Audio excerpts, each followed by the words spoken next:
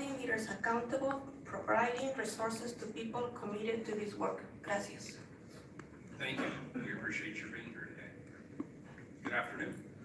Good afternoon, respected Mayor, respected Commissioners. Congratulations, dear Joanne, Commissioner Hardesty.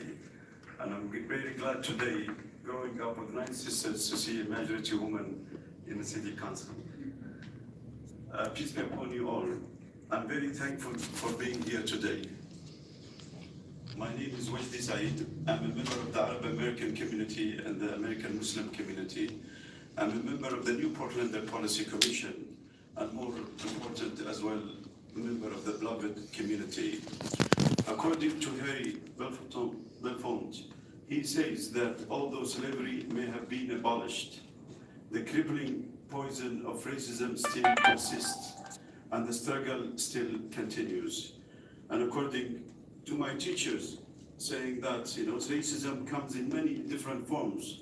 Sometimes it's a subtle and private, and sometimes it's public and overt, and sometimes it's violent, and sometimes it's harmless.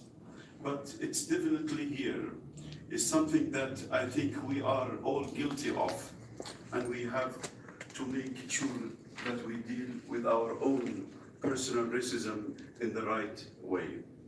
Racism stinks, xenophobia stinks, bigotry stinks, hypocrisy stinks, Islamophobia stinks. Whatever our race, religion, color, we must stand in solidarity, change codes with our institutions, and speak loudly and passionately against racism of all shapes and all forms. Our Constitution states that we are all one nation under one God. It also states that we are created equal and no one person bears superiority over other. This is the opposite of what white supremacy stands today. The very ideology of white supremacy has been since the slavery, since the indigenous ethnic cleansing, stands against everything that this country or these founding fathers and mothers have created.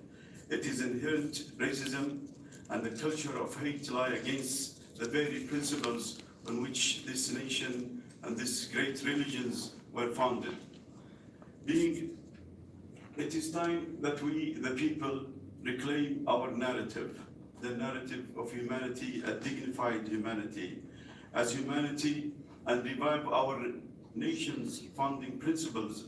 There is no black and white, and there is no yellow and brown. There is only one color, that is the human color, the human race. Our dear beloved Prophet Muhammad, peace be upon him, linked our humanity to one body. If one part of this body aches, the rest of it rushes to help bring about healing and strength.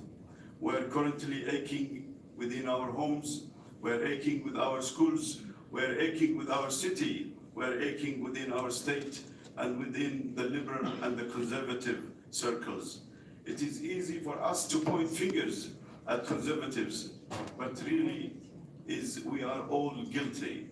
Each and every one of us, we need to collectively act to bring about healing and unifying to our private and public squares. Absolutely. In a meaningful way and in a holistic manner. Over 50 years ago, Malcolm X, Al-Hajj Malik Shabazz, addressed the same issue. He says, if you stick 9 inches into my back and pull it out 3 inches, that is not progress. That is not progress, even if you pull it all the way out. That is not progress. Progress is healing the wound, and America hasn't even begun to pull out the knife. That was over 50 years, and here we are in the 21st century in 2019, having barely scratched the surface.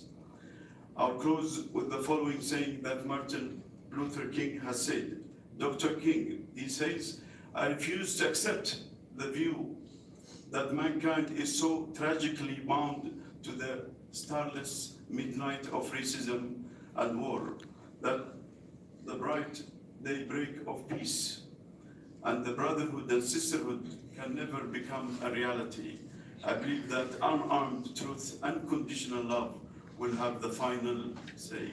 Now is the time, my dear respected mayor and respected commissioners. Now is the time that we do something boldly. I urge the city council today to proclaim a unified stance against white supremacy, against all of racism within city government, once and for all, for the safety and the dignity of our city, and once for all, for the safety and dignity of our communities, our children, and our humanity. Respected councilmen and women, it is very important that we come from the lips talk into an action, into a system of change to reform within our city government and city of Portland and the state of Oregon. Thank you for your bold leadership, and thank you, and may God bless you and bless your families and bless us all.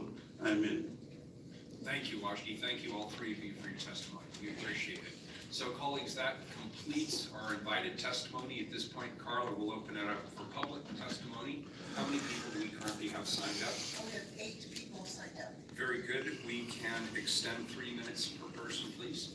And I would just ask people, when your 3 minutes is up, if you could please stop so I don't have to play microphone cop. 3 minutes. You'll see the yellow light come on 30 seconds before your time is up. Red light comes on when your time is expired. Thank you, Carla. First 3, please. First 3 are Randy Blazak, Luis Garcia Graber, and Shedrick J. Wilkins. And is everybody signed up who wants to sign up? Very good, Carla. Close the list, please. Good afternoon.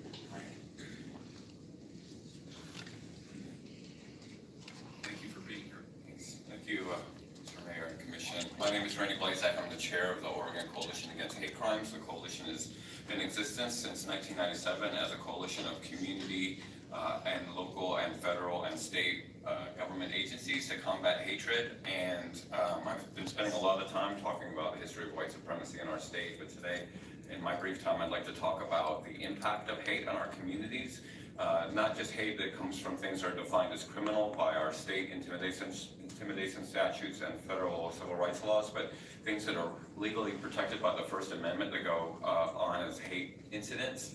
But what we know from the research is that the impact of hate is wide, and there are ripples of hate. We know that the victims of hate experience greater psychological trauma than normal crime victims and normal victims of negative social interactions, including longer depression, more likely to change their behavior, more likely to experience fear, and even higher rates of depression.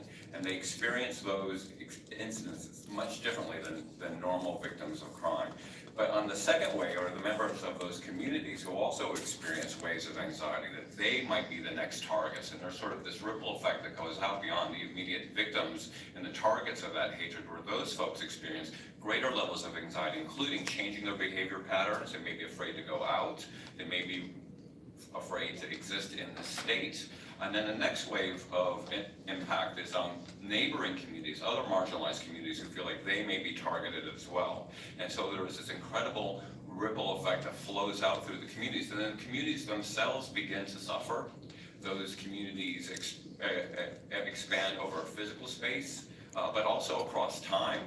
Those things that happened 30 years ago can be discussed by those communities like they happened yesterday. There is a real similarity with post-traumatic stress syndrome around these issues of hate that exist, and people are constantly reminded by stories in the news or other incidents that happen to other people that raises those anxiety levels. And then lastly, the place itself becomes stigmatized by those incidents of hate. Can you say Laramie, Wyoming, or can you say Jasper, Texas, without thinking of the crimes that happened there over 20 years ago? Similarly, Portland, Oregon, because of the murder of Mulugeta Sarah and the incident that happened on the Max in 2017, have been associated with these crimes. And I get regular calls from people outside the state saying, can I be safe in Portland, Oregon? Can I be safe in a place where the alt-right marches, where these horrible crimes have happened? Is this a welcoming place? And so those impacts are far and wide. This isn't a normal social interaction. This is something that has a neutron bomb effect on communities. So it's really important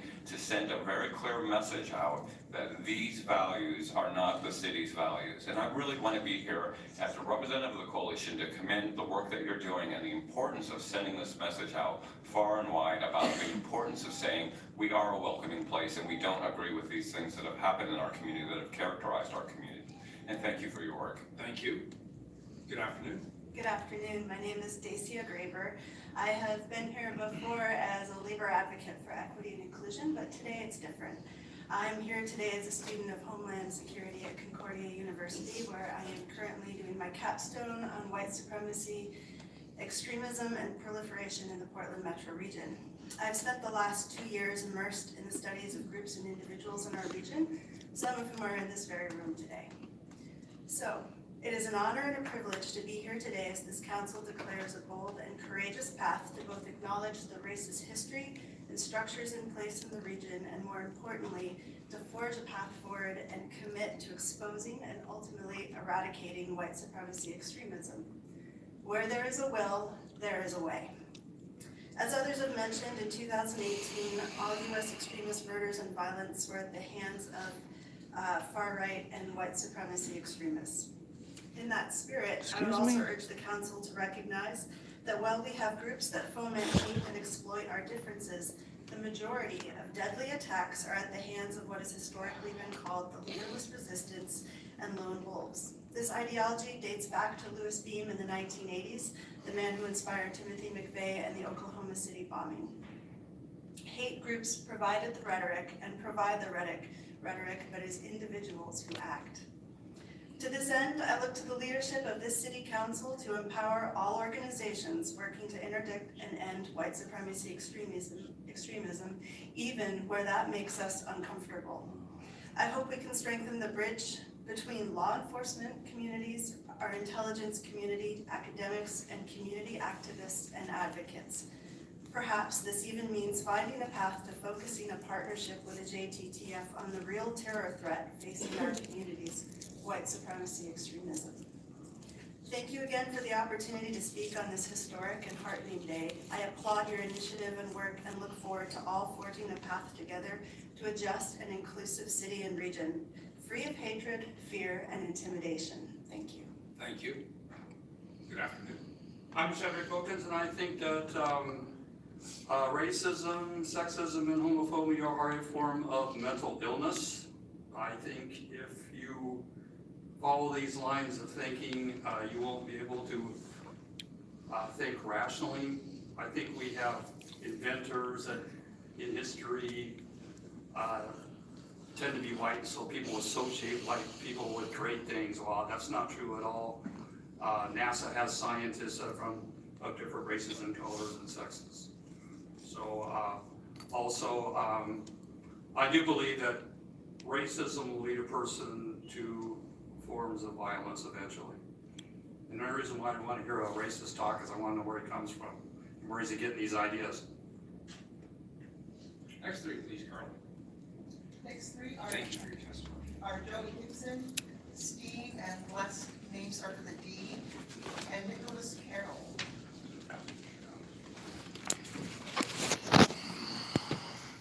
Haley, you have to sit down. They won't let you stand up. You want to start on the second? Yeah, my name is Joe Gibson. I'm founder of Patriot Prayer. I have a brown daughter. I have a white son. I believe that they're both equally beautiful. I believe they have a great future in front of them. And anyone who would make my daughter feel like less of a person because of the color of her skin, or make my son feel like less of a person because of the color of his skin, I think is a horrible thing. And I'm here to denounce all forms of white supremacy and hate. With that being said, I'd like to read from Corinthians. Love is patient and kind. Love does not envy or boast. It is not arrogant or rude. It does not insist on its own way. It is not irritable or resentful. It does not rejoice at wrongdoing, but rejoices with the truth. The truth. Love bears all things, believes all things, hopes all things, and endures all things. I think that it's great to denounce white supremacy, and I think that looking at this resolution, there's a lot of, the word hate is in it a lot, and it's about what you guys are against, what you denounce. But I think that you have to have a solution, and I do believe the solution is love, without a doubt. You cannot fill a dark room with more darkness or more hatred. We have to bring light into it, and I do believe the answer is love. And if you guys are serious about attacking hatred and fixing that problem that you have in the city of Portland, there's one fact that we all have to admit, okay? Hatred doesn't care about the color of your skin, it doesn't care about your gender, your sexuality, it doesn't care if you're Republican or Democrat. It doesn't matter if you're liberal or conservative, it wants to infect every single person in this world who allows it to happen. And unless we can admit that no one is immune to hatred, it doesn't matter if you're conservative, there's a problem with hatred with conservatives. There's a problem with hatred and patriot prayer. There's been a problem with hatred with liberals and Democrats, communists, Antifa. It is a problem, and I see it, and I'm just as guilty as anybody else. And I think that that's something that we have to talk about, and we have to admit the fact that hatred is not just about racism. It is a form of hatred, is what racism is. And so I've seen hatred get out of control, and I know that I've made a lot of mistakes in the city of Portland. I stand by my decisions, but I do believe that we have to admit the fact that hatred is going to infect every single person who allows it. And I appreciate you guys bringing this to the forefront and bringing this out for people to have this conversation. Good afternoon. Sir, could you move forward so we can hear you? My name is Steve Drury, and I've been in and around Portland all my life. And I remember severe racism. You know, the guys with tats on their neck, the scary looking dudes with all the sevens. To me, that's a pure racist. Now, I was sitting on my cam, and I heard about this racist guy, and he was going to speak at Clark College. So I jumped up out of my chair like a citizen. I'm gonna beat him down. And I got to know him. There's not a racist bone in that man's body right there. And I don't see how anybody could condemn him of any such thing. Why don't you get to know him? Are you that afraid? I wasn't. Maybe just a little. I was going into it. Racist. I was gonna die. This is what I meant. Nicest guy in the world. 2 kids, home, business owner, just a regular Christian guy. His Bible and his family. What I did find out is it kind of gets on his nerves when there's masked criminals running around Portland. And you're allowing it. That's what gets on his nerves. Yeah, look at me. I'm looking right at you. We know you're doing it. We know this is what this is all about. What? Has Antifa scared you that bad, Ted? Really? They don't scare me. I got tape. Come on, let's go on a walk. We could pray. Have about 500 jackasses pushing you, spitting on you, because you want to pray. Well, we have freedom of expression here. I can see your point about racism. We don't want racism. That's been dead in Portland forever. Okay. I don't see it like I did. Okay? It was all over. 30 years ago, Portland was completely full of it. We've got a real good job of getting rid of it. Now, I don't live here every day. Okay? So forgive me if I don't see it. But here's what I do see. All kinds of people show up to rallies. People they've never met. They buy a Patriot Prayer shirt online and come out there and start cussing at people. I really think the content of a man's character is way more important than branding someone Patriot Prayer so you're thrown out of Portland. How about we take each individual by their actions? He was saying somebody was racist and said something. Let's hold that person accountable. Amen. We have no clue who shows up in black masks. Are you going to hold everybody accountable for what the last black? No. You take one individual. Thank you. Amen. Good afternoon. Hi, thank you, Mayor Will and Commissioners. My name is Nicholas Carroll. I'm a city employee, but I'm on my lunch break speaking personal experience. This is very personal for me, so I thank you for this resolution. I'm a product of a mixed race marriage. My dad is a white man from Kansas. When he joined the Air Force in the Vietnam War, they stationed him in Thailand, where he met a Thai girl. They got married and had 3 children. And they celebrate their 50th anniversary in December this year. So they proved that love does transform boundaries of cultural and race and religion. So I participate in some of these rallies, and some people, friends of mine, ask me why do it. I think Commissioner Saltzman had said in a meeting last year that if we didn't show up, if the counter protest group didn't show up, they might get tired and not come to Portland anymore. But a week after Charlottesville massacre, there was a rally in Boston where white supremacists showed up, and there's a famous picture where 50 of them were huddled in a gazebo in a park, and 40,000 Boston people showed up on solidarity of the people of Charlottesville. And then last week in my hometown in Stone Mountain, Georgia, the white supremacists had a rally. Stone Mountain's famous for the Klan burning crosses on top. And so the white supremacists canceled the rally when the anti-protesters showed up. So as one who's participated in these events, like the August 4th one was the most intense. And it's kind of disheartening some of the tactics that the police use to feel like it's used against the citizens of Portland. We're defending our city and these people who do not live and work in Portland. And we feel that they're draining the resources of the police department. There's so many things the police can do that is good for the city, and they should not be having to spend overtime dressed up in riot gear, babysitting these two groups from attacking each other. I think hate speech is not protected speech. They should pay for their own security. It's draining the city's resources, and it needs to stop. I don't want another summer like the last two that we had. I think we're better than that. But I thank you, Mayor and the Commissioners, for what you're doing. Thank you. Thank you. Thank you very much. Next three, please, Carla. The last two who signed up are Robert West and Jesse West.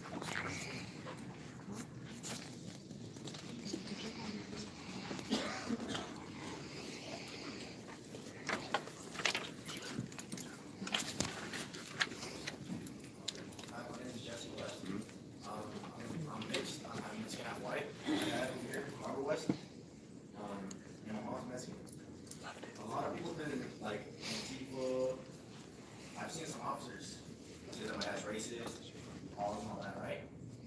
But the same people that are saying that he's racist are the ones doing racist stuff to me. If any of you guys know Officer Samson in Nigeria, they arrested me a few years ago for no reason. I was in booking for 10 hours. They released me with no charges or nothing because I didn't do nothing illegal. I had another officer. Mr. West, I'm going to have to ask you, can you keep this to the resolution? Okay, yeah. Thank you. I appreciate it. But what I like, you guys want to stop racism. In my belief, stop racism. I'm pretty sure a lot of it happens from parents teaching their kids, oh yeah, this is what you do, this is not what you do.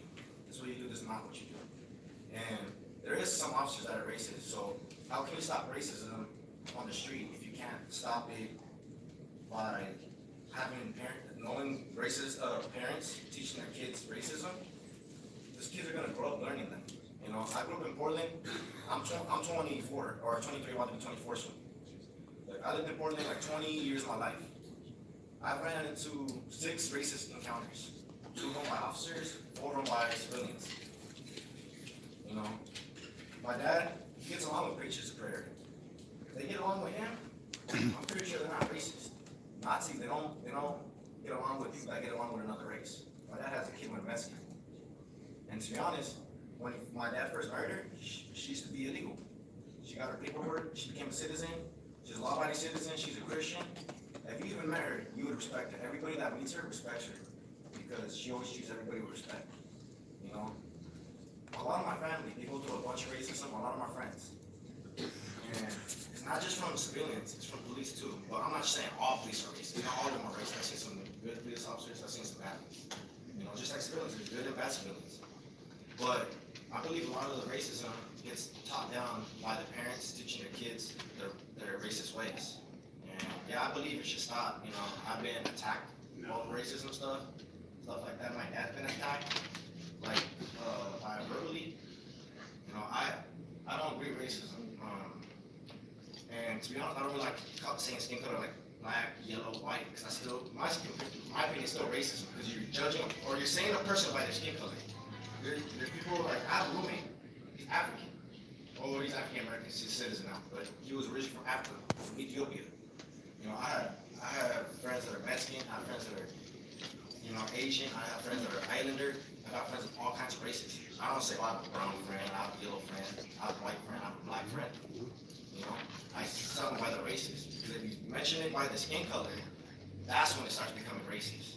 When you start naming them by their ethnicity, their race, it's not really racism because that's their race. That's who they are. And you should be proud of who you are. Thank you. Yes, my name is Robert West, and lately I've joined the Patriots of Prayer. I was told all I gotta do is say I am, and I am. And I don't consider the Patriots of Prayer racist. I met Joey Gibson, I talked to him several times, he's a Christian guy. Okay, he may not have the same beliefs and philosophies as other people, but he stands by his beliefs. Okay, under the US Constitution, regardless if you like it or not, people have a right to their beliefs. Okay, I don't like the resolution, and I'll tell you why. Because there is nothing in this resolution that says what a racist is, what a racist group is, what an alt-right group is. Who's gonna make that determination? Does city council make that determination? Does the police make that determination? Does the state make that determination? What is a racist group? What is an alt-right group? And that's what I'm curious about. What do you guys consider Patriot Prayer alt-right? Do you guys consider the Proud Boys alt-right? Do you consider the Hammerskins alt-right? So the question is who's going to determine what these groups are? Okay. Second of all, is you need to determine if it's a gang that you're looking at or an individual. If they qualify under a gang, if you say, okay, this resolution is against gangs, then you need to determine what a gang is. Under the ORS, 5 people committing a crime can be considered a gang. So the question for you guys is, like I said, it was poorly wrote up because no one knows and no one has any authority as to who's alt-right and who's not. Who, you know, can any of you guys say for a fact that Patriot of Prayer is an alt-right group? Okay, what if they say, well, we're not an alt-right group? Okay, who's there to make that determination? Well, yeah, you're an alt-right group. Who's gonna make that determination? It's a nice resolution, it's wrote up to make Portland look good and we're against racism, but it has no authority whatsoever. It's like, you know, Portland police have a gang unit, okay? They have one officer that's assigned to white supremacist organizations. They have 40 assigned to Appreciate black that. and Hispanic That's our public groups. testimony for the day. Thank you.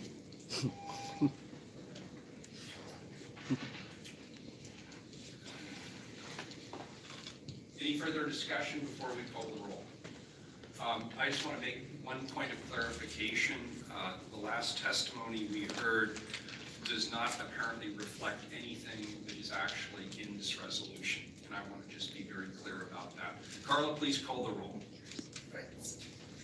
So it's both my challenge and my honor to bring us back to why we're here.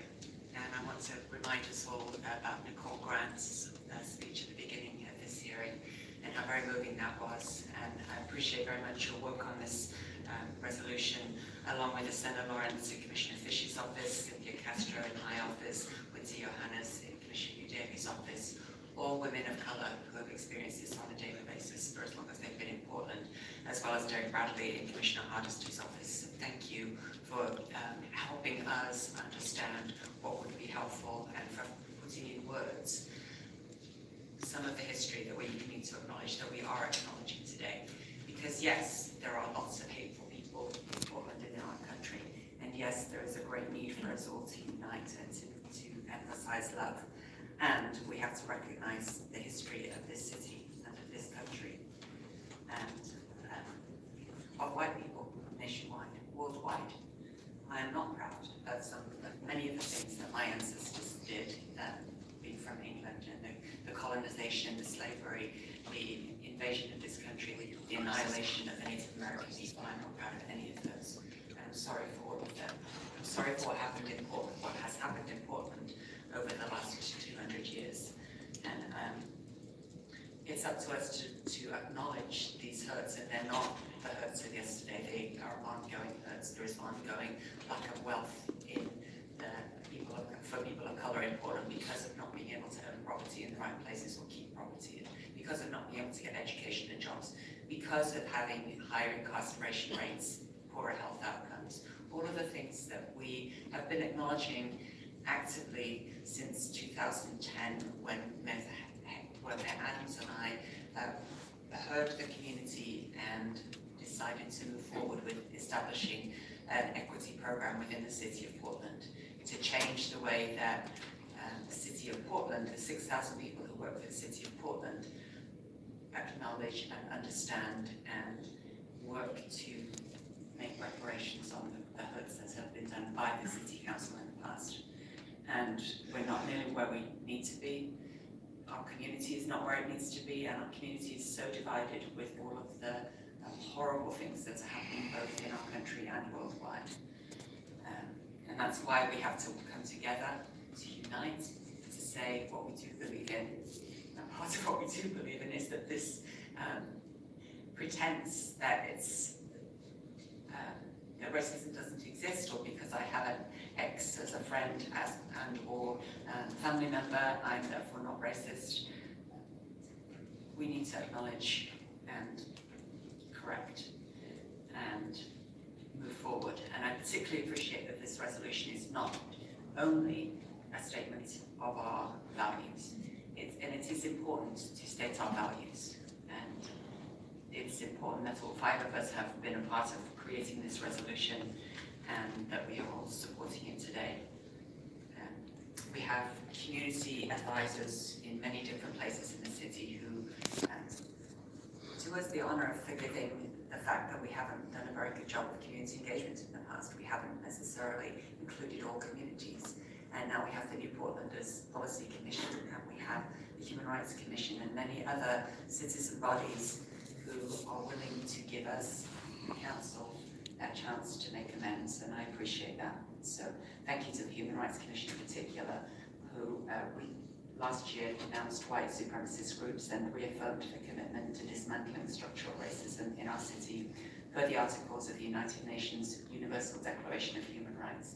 Thank you, Alan Lazo, previous chair of the Human Rights Commission, now from the Portland United Against Hate. Thank you for all of the groups that have come together since the fall of 2016 to make sure that we do talk to each other more, work together more, and stick together more. I do acknowledge that some people may be concerned that this resolution is just empty words. If you go to the 1900 buildings, look at the 1900 buildings where the Career Development Services is. Look at the placard honouring former city employee and Army veteran Rick Best, who was killed standing up to hate during the Max incident nearly 2 years ago. The placard reads, "I can't stand by and do nothing. Neither can we, and we won't." Well, I got up a minute ago and made a phone call because something popped up on my phone, and today we announced that a very distinguished candidate for a high city office had accepted the position.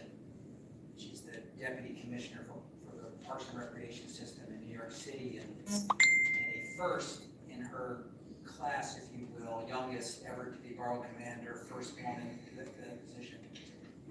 And I think we give people a lot of latitude when they make comments, but someone chose this moment to attack her based on what they perceive to be her race and her sexual orientation. And as I said to the reporter, even by the loose guidelines of your newspaper, you need to take that down. Because it's not in the public record, it's not appropriate, and it's just completely inappropriate. for someone to write such a thing. So if we need a reminder, and I don't often look to the comments section of the newspapers because I think that's in the area that sometimes just operates below the sewer. It is in fact where some people anonymously feel comfortable sharing things, which I think give us something of the temperature of our times. This has been a long week for us and a week in which this council has stepped up and done some of its finest work. And here's a little secret of this council, and it's in the same my entire 10 years. We do our best work when all 5 members of the council are engaged and when we can build consensus.